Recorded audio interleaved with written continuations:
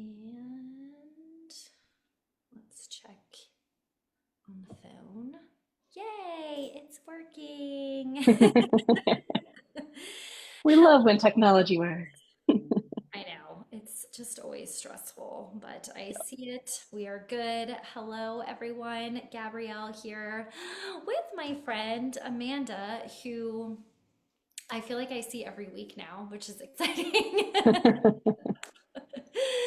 And if you have never seen my face or met me before, I'm the admin of this group, and Amanda is a friend and colleague who has a couple of specialties, but does a lot of really amazing things. And actually, you know what? You introduce yourself. Tell the people what you do. I wish I had my like elevator pitch. I never solidified that, so it's fine. So yes, I am Amanda. I am a licensed psychologist. My practice is in Washington. I have a solo therapy practice. Um, and I also am a business coach for therapists. The two big things that I help therapists do is add therapy intensives to their practice so that they can work a little different, make a little bit more money, as well as master search engine optimization, which sounds way more complicated than it is. And that's what you and I are here to talk about today. Yay. Well, I know that this is a very needed topic, especially because I just feel like everything right now is doom and gloom, which, to be fair, the world is, there's a lot happening, but I feel like all I'm hearing is like everything is saturated. My practice is really slow. I'm trying to do retreats. I'm trying to do coaching. I'm trying to get more clients. The phone is not ringing. So I felt like this was a very good time for us to talk about this. I see some people live. So if you are live and you have questions, just put them below. I'm watching on my phone. If you're watching this later or on YouTube, just put hashtag replay and we'll come back and answer any of your questions. But I have a lot of questions. Like, where should we even begin? Where do you begin when you're helping people with this? Uh-huh. Yeah. So very basically, like what even is search engine optimization? In the future, I'll say SEO because that's not a mouthful. Um, Basically what it is like how do we make you as findable as possible? Specifically on Google, there's obviously lots of different search engines, but like Google is the king when it comes to how people are searching. So what are the like strategies, skills, practices, and systems so that your website can actually do all of your marketing for you as opposed to you're doing all this networking and printing all these business cards and the phone is not ringing even though you just updated Psychology Today again. So it's my favorite way of marketing where I did work to set it up initially, but now like I don't really do much of anything and I still get lots of calls every week. So that is in short like what search engine optimization is and what it can help you do. And Dan is actually chiming in and agreeing with you and saying that you can't rely on Psychology Today anymore, which is what 99% of us are used to doing. And that is Mhm. true. I think it just kind of reminds me a little bit of pre-COVID, where it just took more time and more effort. What do you think? Like, what do you think has changed over the past couple of years? And what do you think, where do you start with people when you're doing this work with them? Mhm. So in terms of what I think has changed is I think, a lot of us felt empowered during COVID to like, forget this, whatever job I'm working is not working for me. It's easy enough to start my practice with either, partnering with one of these companies that credentials you for you or getting on EAPs and things like that. So there is technically more competition as opposed to people staying at a group practice or at their agency or things like that. But I don't necessarily agree that that means it's like saturated or that it's hopeless that you can fill up your caseload in your private practice. And the number one place I start with everyone is like, do you even have a website? Because when Psychology Today was it, then that was just it. Like that was the only web presence you really needed. Mhm. So many people don't have a website or they do, but maybe it's like the one pager you get from Simple Practice or like something you threw up that just hardly has any text on it at all. Mhm. So where do you have a website? That's number one. And then number two, what does it look like? Does it show all the brilliant services you provide and who you are and how you can help them? Or is it just like very basic and looks like it was made in the 80s, even though you made it like 2 years ago? So uh, that's a very basic foundation. Yes. And I think too, a lot of people feel like SEO is really complicated. They need to hire somebody to do it for them. Like, tell us about that. Like, I think when I think of it and when people talk to me about it, those are the things that I hear that it's really complicated. I need to hire somebody, or I just need to have certain words, just one keyword on my website, and I'll be fine. And that will make me searchable. Like, what, tell us, a little bit deeper about what people need to do.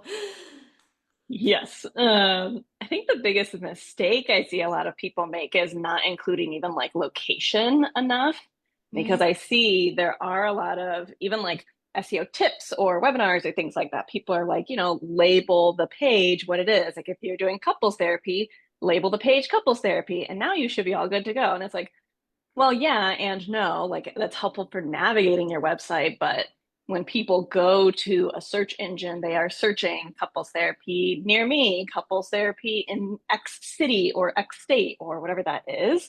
And so having keywords that include location is like number one, the easiest thing that you can do to automatically make you more findable. mhm, Because I think there's a lot of different things when it comes to keywords. Like a lot of us therapists are very good academic writers, not very good marketing writers. And so I see people try to write what we think people are looking for, especially when it comes to keywords like counseling for new moms or therapy for depression. Like some people might be searching for that, but we don't know. So you definitely can't rely on one. Putting all your eggs in one basket is scary, and may or may not work. So the more you can think about, your population, you as a therapist, your modalities, your services, your location, and how we can combine all of those to have, I probably have over like 50 something keyword combinations on my website, um, because I provide lots of different things in different cities and states that I'm targeting. So I'm licensed in 2 states.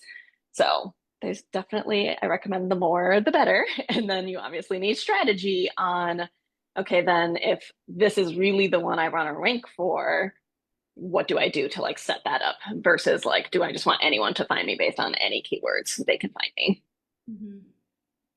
That's super helpful. Thank you for that.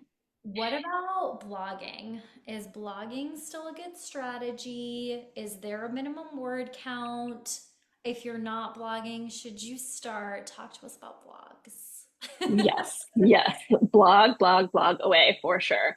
There is marketing experts I've seen their like webinars and newsletters and things like that. And they say on average, a company should, if they want to use blogging as a SEO strategy, should blog like 2 to 3 times a week. For most therapists, that is not sustainable because again, we love writing and we get involved in it and we're perfectionistic and everything should like make sense and look good. So most people are not doing that. My recommendation is a little bit more like once a week or even like twice a month if you can get it out there. But Google loves to see a website that has lots and lots of pages because it establishes that website as an authority, right? Like if you've got 3 pages, but this one's got 300 pages, I'm going to show the person searching for therapy near me, this one with 300 pages compared to this one with 3 pages. So blogs are the easiest way to do that because you probably, if you are niching down and have a specialty, you're not going to have 25 pages on that niche, that specialty, but Mm, you can have 25 blogs on questions people ask about that. yes. So for sure, do blogs. People search like questions. I have 2 blogs that continue to get me hundreds of views to my website a month that I posted like a year or year and a half ago at this point, which is like, what does it mean if I'm judging my partner?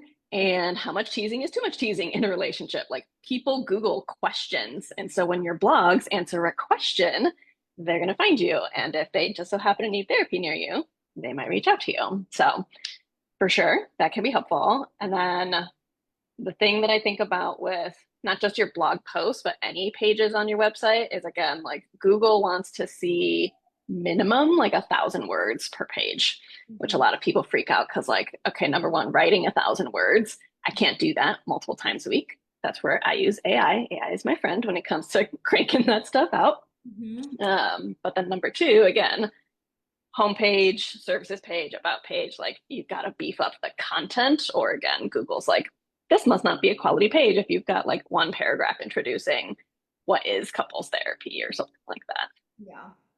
Yeah, that is super helpful. And I think the word count is really helpful too, because I think a lot of times I see blogs on people's websites and they're very short. And Mhm. if they're only like 400 to 500 words, we need more. Need more. Give us Yeah, more. yeah, exactly. Dan has a question. Is it better to do a blog or to do individual therapy, ADHD, adult ADHD? So basically web paging your content. Mm, I think it depends on the like strategy or purpose. I think I've seen it where, if it's under like your specialties or your services, most people will keep it as like, here's an ADHD page and talk about whether you're a kid or a teen newly diagnosed or a 43-year-old late diagnosed. Like it can kind of just capture everything there. But that said, there's not a lot of people who specialize in late diagnosis. So like if that were a separate page, then that could show how like, oh, this is why Dan is the person I want to contact compared to like someone who only works with ADHD with kids, but now is trying to help me as a 57-year-old. Mhm. So if the strategy is to show like niche and specialization, I think it's helpful to make them separate pages.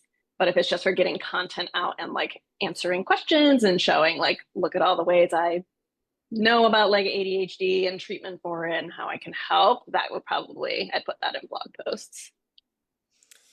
We have another question that I think is a good one too from Kimberly. I'm guessing a lot of people consider AI now to help write their blogs, etc.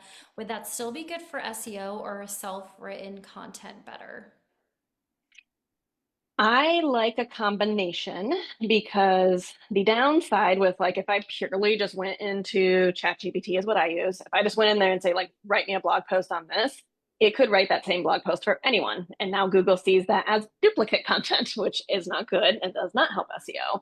But if AI is at least your place to start of like, write me 1,000 words on this topic, and then it gives you something. I'm a much better editor than I am like a write from scratch person. So I can see something and be like, oh, I wouldn't have said it like this. I'll say it like that. And then it's a combination of AI content and purely like me and what I would say and how I would say it. So that makes it unique. You're not going to get dinged for SEO in that sense. And then you didn't have to write all 1,000 words yourself. Maybe you wrote only like 250 words yourself or something like That's how I like to use it too, because I'm the same way. I'm like, sometimes I just have a hard time getting going or like exactly what I'm trying to say. And I'm like, if I can just get like a little push, that. Yes. then that helps me a lot better than just starting from scratch. Yes. Like page analysis is for real. It really is. What about, I'm looking at questions, which I had a lot. What about backlinking? First of all, what does that mean? And should therapists invest in that? Backlinking is ultimately like where else does your website exist? So obviously, like it exists as a website. Your Psychology Today might link to your website, or if you wrote a blog on someone else's website, it might be like, and to check out more about my services, like go here. So like that's a backlink. I've seen I've seen people who are marketing basically like buying backlinks. I don't know that I wouldn't recommend it. It's kind of the same as like buying bot followers on Instagram. Like it's not going to serve you well just to have more to have more. That said, if you have more, if it's easy for you to get more, it's helpful. It's a consideration of SEO. I don't think I would prioritize it over like making sure you have the right keywords and that all like your stuff is laid out in the right way. Um, But yeah, I've had people who do guest blog on one another's websites so that they can backlink to one another. Or I think they recently changed their name, but it used to be called Help a Reporter Out, Yeah. where you could like answer some questions and then that serves as a backlink. So if there's easy enough ways that you can throw it in, then fantastic. But don't pay anyone to get a backlink. Yeah, I agree with that. And Harrow is back. Help a Reporter Out is back. I just Okay, checked in the emails again. nice. So they went away and now they're back. So that's actually a really great way for anybody who's watching this. If you see people and you're like, how are they getting quoted in Parade magazine and on bustle.com and blah blah blah, that's how. Yep, So if you don't know that, you should sign up for it. It's free, and reporters just they need therapists for quotes, and that's how to do it. yep. So that being said, I'm circling back to Kimberly because she had another question. Well, just talking about using AI for blogs, she was saying, I'm guessing it's the same applies when it comes to our website copy in general, to like not use Mhm. AI or to use a mix.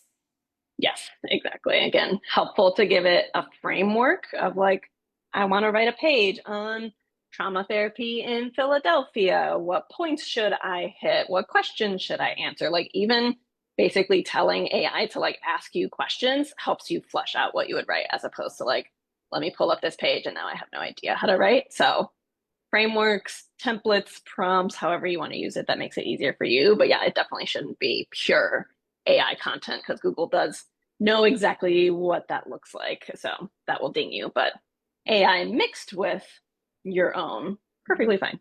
Yeah, that makes sense. What about like what do you think is one small strategy maybe that people miss, but that can have a really big impact on their website or their SEO in general? Mm. The location piece for sure that I mentioned earlier to sort of be able to say like, especially if you do in-person services. I know there are a lot of us who are virtual only, but if you do in-person services, to be able to use that city where your office is, that's super helpful. Another thing to double down on there is like most websites, I know Squarespace pretty well, so that's what I'm familiar with, but most websites have the ability to like add a map to each page, and that's another way for like you're literally putting your address on every single page, which Google is then scanning and being like, oh, a OCD therapy page with this address. Perfect. So when someone searches OCD therapy near me, I'm going to pull up this one. So the more you put location in, the better. And then there's a strategy I learned about in the last like maybe like 8 months called creating geographic specific pages. Mm-hmm. So this is really helpful for those of us who are virtual is how do I reach a whole state when I can't say like only Seattle, Washington, I want to get all the places in Washington. You can essentially create duplicate pages of trauma therapy, couples therapy, whatever it is that you do. And then you have like a different set of keywords. That's why I said I have like over 50. I probably have like close to 100 at this point Mm-hmm. because I'm saying X therapy in X city, X therapy in different city, X therapy in different city. So there's a way that you can basically just help Google find you more by putting like location specific things, not just general Mm-hmm. individual therapy, couples therapy, group therapy, whatever. And do you think doing that has, I know the answer to this, but do you think doing that has helped you get more intensives and book more intensive clients? Absolutely. Yes. I just met with a couple earlier today who is not in a city I live in, is not close to my office, but they found me because that is a geographic specific page that I created about like my couples intensives in Vancouver, Washington. And they're like, so do we travel to you? Can we meet somewhere? Like, how does this work? Mhm. But yeah, only I think limiting yourself to just either saying the whole state or just one city limits how much you can help people. Like, even if you mostly do in person, you can do virtual with anyone or people can travel to you. So, very helpful strategy to bring in weekly clients, intensive clients, whatever it is that you're trying to look for. Yeah. Yes. Um, Dan wants to know, how do you feel your Squarespace site stacks up versus WordPress on SEO rankings and results? I get a lot of questions about WordPress. It's definitely like a you get what you pay for situation. Like it's a higher investment one, but they do have a lot of features that are integrated with it. I know they have a lot of like SEO plugins and stuff like that. Mhm. That said, when you know what you're doing with SEO, like any website you have that has all the right features that you can DIY as opposed to like plugins, like Mhm. they can still perform pretty comparatively. So I haven't worried about getting my site off of Squarespace into somewhere else because I'm like, well, I know how to edit the SEO titles and the URLs and the heading ones and all the stuff that I know I need to edit. I think the biggest downside I do see with Squarespace compared to WordPress is, and this is the stuff that goes way over my head because I'm not a coder, but it's like coding. It's like your SS something JavaScript is too big and is slowing down your site. And I'm like, it's still performing well. So, okay. I know WordPress tends to do a little bit better with like page speed loading, which is definitely a component of SEO, but it Yeah. hasn't significantly harmed. So I'm like, I'm not going to bother to change websites because that's huge. I don't think you need to. I think that's totally right, everything you just said. And I'll also add, I have a friend who she's not doing SEO anymore, but she had a very successful only SEO agency for years. And she always told me, she's like, you could have a one pager website or it doesn't really matter. She's like, the SEO that you can build on Squarespace versus WordPress, you can do well on either one. So don't feel Yeah. like you need to have a $20,000 website on WordPress because you don't. So Yeah. Mhm. Good. clearly. Yes. And always good to be validated by another expert. So, All right, I'm going to ask you one more question. And while I ask this, because I see we have a lot of people jumping on live, if you have questions, now is your time to ask them of Amanda, because we have really picked her brain for the past 25 minutes. And if you're watching the replay, of course, just put hashtag replay. We'll come back and answer your questions. But I just want to know, how long do you think it actually takes to see results from SEO? mhm. I wish I had a very clear answer for you. It's everyone's favorite, it depends answer. Mhm. Um, because it truly is, like I said, this combination of keywords and how you're pairing it with different things, like the difference between EMDR therapy versus EMDR therapist, or trauma therapy, trauma therapist, therapy for trauma. Like there's so many different combinations that perform differently in every different city and state and province and country that like the most important thing a therapist can do is either, do that keyword research themselves, or that's where some of these marketing companies charge you lots and lots of money because they'll do it on your behalf. And sometimes they still don't perform well, which really sucks. Um, but for you to know like what is the best combination of your therapy, your niche, your location, and then what people want to be looking for if they are doing their keyword research themselves is you want to look for a higher volume. So how many people are searching for that keyword each month, and you want a lower search difficulty. So Mhm. I've seen things. I actually helped someone pick EMDR NYC, and somehow that was like it was a volume of over 1,000 searches a month, but the search difficulty was, I think the cutoff point between like easy and moderate is like 35. It was like 10 or something like that. And so she rose to, one of the top EMDR therapists in NYC within like 3 months. Mhm. Whereas some people, if it's more general, like somatic therapy, trauma therapy, and like the search engine or the search volume might be low and the search difficulty might be high, they might still not be ranking for it after like a year. So that's again why you have to choose a variety of words you want to rank for. Because if you're putting all your eggs into this one basket that many people don't search for, and somehow it's really hard to rank for it, then you're not ranking for it. So we want to find what I call like SEO candy for you of like really high volume, really low search difficulty. Put that on your website with also sprinkling in some of the other stuff you want to rank for too. So I've seen it take as close as quick as like 2 to 3 months. And then for some people, it does take that like 4 to 6 months or maybe even like a year or more. Yeah. That's super helpful though. I mean, it's part of the strategy. So, Yes. Okay, tell us as we wrap up here one more time how you help people specifically with SEO, how they can work with you, or if they want to add intensives, how they can work with you. And then I will make sure that I drop all the links below to Amanda's services so you can either tag her or reach out to her directly if you want more help. Yes, because I get a lot of people asking questions, especially about SEO and especially SEO for intensives. So yes, that those are the two big things that I work on with people. I think I even changed my Instagram bio to be like, I help you book therapy intensives with SEO because like it's true, you can book them just with SEO.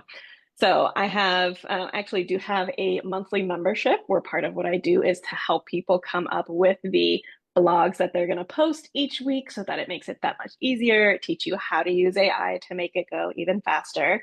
And I give like a weekly SEO tip that's super digestible and is a great way to just like learn a little bit of SEO over time, as opposed to some people feel like I have to sit down and it's going to take hours and hours to implement. But it's like, no, here's this one thing that's going to take you 5 minutes to do today. And like, that's it. And it's going to help you. So I've got that. I've got a course where I teach people the SEO and the therapy intensives component. So a lot of people who like to DIY have been appreciating that because it's at a much lower cost than, again, paying someone who is not going to help you anyway. And I also do one-to-one coaching and group coaching on these topics as well. Perfect. Okay, I see one last question really quick. Yeah. I think I have thoughts on this too. How do you filter a good SEO agency versus a bad SEO agency?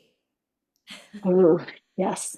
So, number one, I think the biggest thing is if you can find an SEO agency that specifically works with therapists, that Mhm. knows exactly what they're doing, because it can be a good SEO agency and they have great reviews for like retail stores or even like other health services.